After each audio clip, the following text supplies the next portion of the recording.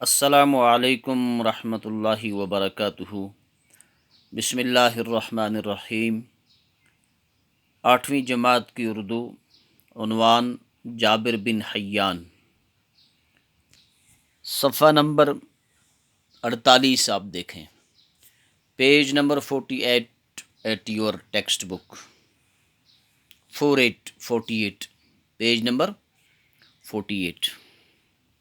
My topic is Jabir bin Hayyan. Jabir ایک آدمی تھا، بیٹا تھا حیان کا۔ پیارے بچوں، آج ہم اس جابر بن حیان کے بارے میں پڑھتے ہیں۔ میں پڑھتا ہوں، آپ بھی میرے ساتھ پڑھیں۔ بسم اللہ الرحمن الرحیم۔ آج سے کوئی سینکڑوں سال پہلے 818 عیسوی کے آس پاس کوفے میں ایک عطار رہا کرتا تھا۔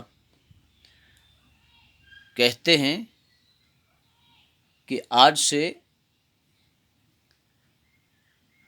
سینکڑوں سال قبل 818 عیسوی میں یا اس کے آس پاس کوفہ ایک شہر ہے، اس شہر میں ایک عطار رہا کرتا تھا۔ عطار کہتے ہیں، عطر بیچنے والے کو عطار کہتے ہیں۔ اس عطار کا نام حیان تھا۔ اس عطار کا کیا نام تھا؟ حیان۔ یہ حیان کا بیٹا تھا، یہ جابر کا بیٹا تھا۔ حیان اس کا نام تھا، بیٹا تھا یہ جابر، بیٹا کس کا تھا؟ حیان کا۔ اس عطار کا نام، عطر بیچنے والے کا نام حیان تھا۔ عطاری سے مشکل سے اس کی گزر بسر ہوتی تھی، یعنی اس کام سے مشکل سے اس کا گزر بسر ہوتا تھا۔ اس کے ہاں ایک بیٹا ہوا جس کا نام جابر رکھا گیا۔ اس حیان نے اپنے بیٹے کا نام کیا رکھا؟ جابر رکھا۔ حیان کو فکر لاحق ہوئی کہ کب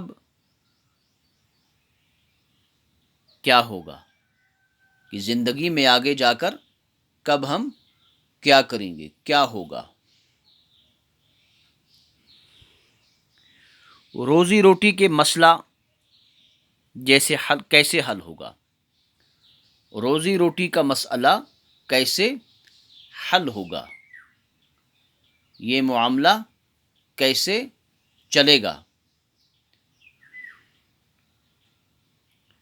پیسہ کمانے کے لالچ میں وہ چھوٹے بڑے جرم میں ملوث ہو گیا۔ یہ پیسہ کمانے کی لالچ میں جرائم کرنے لگا۔ پیسہ کمانے کی جرم میں کیا کرنے لگا؟ یہ پیسہ کمانے کی لالچ میں جرم کرنے لگا۔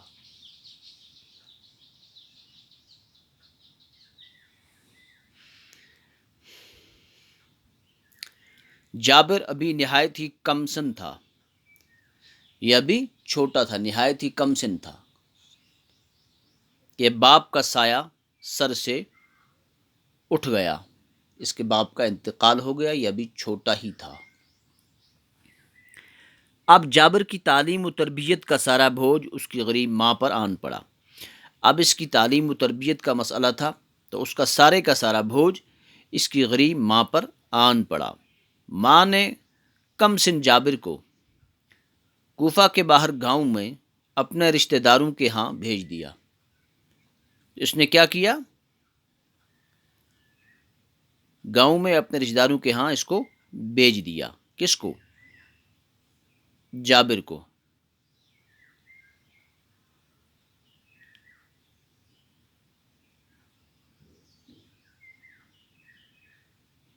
اس طرح جابر کو بچپن کے یہ دن دیہات کی آزاد فضا میں گزارنے کا موقع ملا۔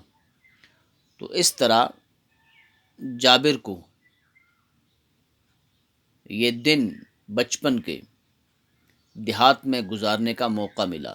دیہات کی فضا نہایت اچھی فضا ہوتی ہے، کھلی فضا ہوتی ہے۔ گاؤں میں اتنے معمولی تعلیم میسر ہوئی، گاؤں میں اس سے معمولی تعلیم، تھوڑی بہت تعلیم اس نے گاؤں میں پڑھی۔ البتہ تلاش و جستجو کا مادہ اس میں کوٹ کوٹ کر بھر گیا تھا، تلاش اور جستجو کا مادہ کوٹ کوٹ کر اس میں بھرا ہوا تھا۔ کچھ سال گاؤں میں گزارنے کے بعد جابر واپس کوفہ آیا، کچھ عرصہ گزارنے کے بعد جابر واپس کوفہ آیا۔ ان دنوں کوفہ میں عمدہ علمی ماحول تھا، وہ دور تھا، اس دور میں کوفہ میں علمی ماحول تھا۔ جابر میں یہ تعلیم حاصل کرنے کا شوق پیدا ہوا۔ تو پیارے بچوں، آج کا سبق یہاں ہی تک ہے، انشاءاللہ کل پھر ملتے ہیں۔ کل تک کے لیے السلام علیکم ورحمۃ اللہ وبرکاتہ۔